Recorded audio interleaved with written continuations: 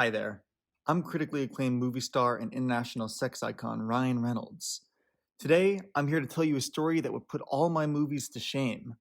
This is the story of how biochemistry solved one of the greatest mysteries in paleontology, a mystery so great it had been dubbed the Holy Grail of paleontology.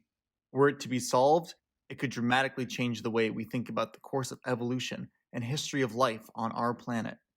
What great mystery was that? Figuring out whatever the hell this thing is. This is Dickinsonia, a fossilized thing that lived a long, long time ago, way back before the age of mammals, before dinosaurs evolved, before life crawled onto land, before even the first fish. Dickinsonia lived 500 million years ago during the Ediacaran period. This time in Earth's history was wild because it's the first time large, complex organisms appeared in the fossil record. Usually, you can look at a fossil and pretty easily figure out, yup, that's a plant, that's an animal, but not Ediacaran fossils. That'd be too easy. Nope, they're weird as hell. Being so ancient, nothing really resembled anything like is alive today.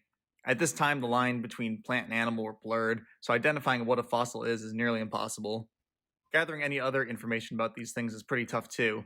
Unlike the good, God-fearing creatures of today, which usually have bilateral symmetry, some fossils have turned up with no clear symmetry at all, or even worse, trilateral symmetry. You filthy, sinful creatures. So when scientists first found Dickinsonia, they didn't really have any clue about it.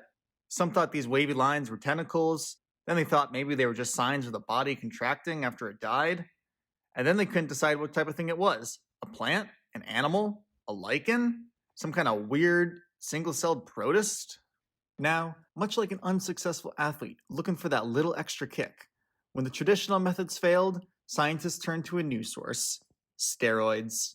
Now, to be fair, these aren't exactly the same stories you'd give to a jock or a horse. Rather, these are steroids the body produces naturally, like cholesterol and stigmasterol, found in cell membranes to help control their permeability and act as building blocks for lots of hormones like testosterone. These molecules are found in very different organisms, with stigmasterol only found in plants and cholesterol in animals.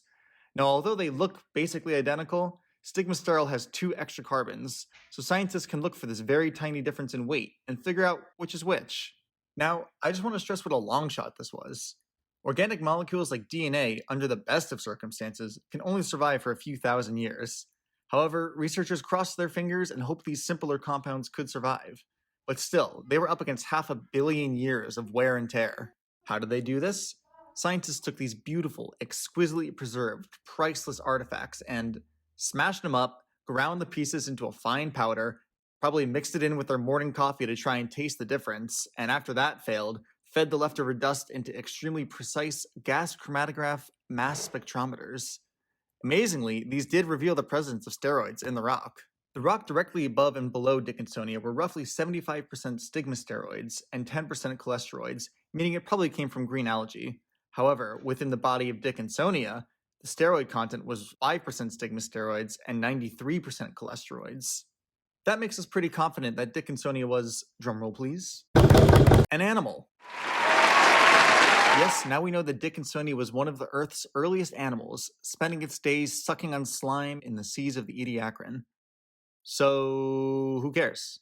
Why does this thing matter so much anyway? Well, given how early this fossil dates, it reveals a lot about the origin of complex life on Earth, especially as the Ediacaran is what leads into the Cambrian explosion. Knowing what Dickinsonia is puts the Cambrian explosion into a greater context and tells us that animals had appeared before then. This new method of paleontological discovery, enabled by biochemistry, has revealed the foundations for complex life on Earth as we know it. Dickinsonia is perhaps the most important animal in history, kicking off the evolution of some of life's greatest achievements, from the first fish, the first quadrupeds to crawl onto land, mammals, and eventually, finally, humans. Because of this ambitious little critter, we get to live in a world with mac and cheese and internet videos. We get to enjoy all the wonders of the modern world, like taxes, credit scores, League, and Zoom. Yes, thanks to this ambitious little creature, I have to work and pay rent. You stupid little bastard.